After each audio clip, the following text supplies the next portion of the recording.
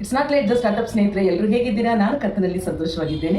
ಈ ದಿನ ನಾವು ಕೀರ್ತನೆಗಳು 136ನೇ ಭಾಗವನ್ನು ಓದಿ ಧ್ಯಾನ ಮಾಡುವಂತರಾಗೋಣ. ಈ ಭಾಗ ಸ್ಪೆಷಲಿ ಬಂದು ದೇವರ ಕೃಪೆಯು ಶಾಶ್ವತವಾದದ್ದು ಅಂತ ಹೇಳಿ ದೇವರು ಮಾಡಿದ ಮಹತ್ ಕಾರ್ಯಗಳನ್ನು ನೆನೆಸ್ತಾ ಅವರು ಮಾಡಿದ ಎಲ್ಲ ಕಾರ್ಯಗಳನ್ನು ನಾವು ಕೃತಜ್ಞತಾ ಸ್ತುತಿ ಮಾಡಿ ಆತನ ಕೃಪೆಯು ಶಾಶ್ವತವಾಗಿ ನಮ್ಮ ಮೇಲೆ ಇರುತ್ತೆ ಅಂತ ಹೇಳುವಂತಹ ಭಾಗ ಇದು. ಸೊ ಇದೆಲ್ಲರಿಗೂ ಕೂಡ ತುಂಬಾನೇ ಆಶೀರ್ವಾದಕರವಾದಂತಹ ಒಂದು ಭಾಗ. ನಿಮಗೂ ಹಾಗೆ ಇರುತ್ತೆ ಅಂತ ಹೇಳಿ ನಾನು ವಿಶ್ವಾಸಿಸ್ತೇನೆ. ಕೀರ್ತನೆಗಳು 136 ಓದೋಣ. ಯೆಹೋವನಿಗೆ ಕೃತಜ್ಞತಾ ಸ್ತುತಿ ಮಾಡಿರಿ, ಆತನು ಒಳ್ಳೆಯವನು, ಆತನ ಕೃಪೆಯು ಶಾಶ್ವತವಾದದ್ದು. ದೇವಾದಿ ದೇವನಿಗೆ ಕೃತಜ್ಞತಾ ಸ್ತುತಿ ಮಾಡಿರಿ, ಆತನ ಕೃಪೆಯು ಶಾಶ್ವತವಾದದ್ದು. ಕರ್ತನಿಗೆ ಕೃತಜ್ಞತಾ ಸ್ತುತಿ ಮಾಡಿರಿ, ಆತನ ಕೃಪೆಯು ಶಾಶ್ವತವಾದದ್ದು. ಮಹತ್ಕಾರ್ಯಗಳನ್ನು ನಡೆಸುವುದಕ್ಕೆ ಆತನೊಬ್ಬನೇ ಶಕ್ತನು, ಆತನ ಕೃಪೆಯು ಶಾಶ್ವತವಾದದ್ದು. ಆತನು ಆಕಾಶವನ್ನು ಜ್ಞಾನದಿಂದ ನಿರ್ಮಿಸಿದ್ದಾನೆ, ಆತನ ಕೃಪೆಯು ಶಾಶ್ವತವಾದದ್ದು. ಆತನು ಭೂಮಿಯನ್ನು ಜಲರಾಶಿಗಳ ಮೇಲೆ ಹಾಸಿದ್ದಾನೆ, ಆತನ ಕೃಪೆಯು ಶಾಶ್ವತವಾದದ್ದು. ಆತನು ಮಹಾಜ್ಯೋತಿ ಮಂಡಲಗಳನ್ನು ಸೃಷ್ಟಿಸಿದ್ದಾನೆ, ಆತನು ಕೃಪೆಯು ಶಾಶ್ವತವಾದದ್ದು. ಸೂರ್ಯನು ಹಗಲನ್ನಾಳುತ್ತಾನೆ, ಆತನ ಕೃಪೆಯು ಶಾಶ್ವತವಾದದ್ದು. ಚಂದ್ರ ನಕ್ಷತ್ರಗಳು ರಾತ್ರಿಯನ್ನಾಳುತ್ತವೆ, ಆತನ ಕೃಪೆಯು ಶಾಶ್ವತವಾದದ್ದು. ಆತನು ಐಗುಪ್ತ್ಯರ ಚೊಚ್ಚಲ ಮಕ್ಕಳನ್ನು ಸಂಹರಿಸಿದನು, ಆತನ ಕೃಪೆಯು ಶಾಶ್ವತವಾದದ್ದು. ಇಸ್ರಾಯೇಲ್ಯರನ್ನು ಅವರ ಮಧ್ಯದಿಂದ ಹೊರತಂದನು, ಆತನ ಕೃಪೆಯು ಶಾಶ್ವತವಾದದ್ದು.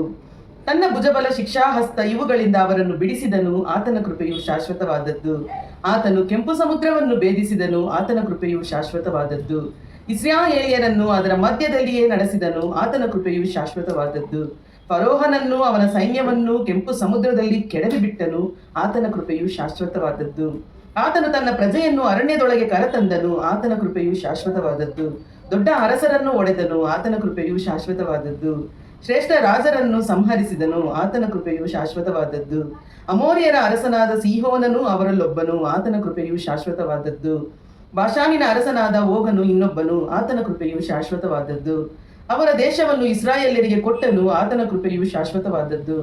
ಆತನ ಸೇವಕರಿಗೆ ಅದು ಸ್ವಾಸ್ಥ್ಯವಾಯಿತು, ಆತನ ಕೃಪೆಯು ಶಾಶ್ವತವಾದದ್ದು.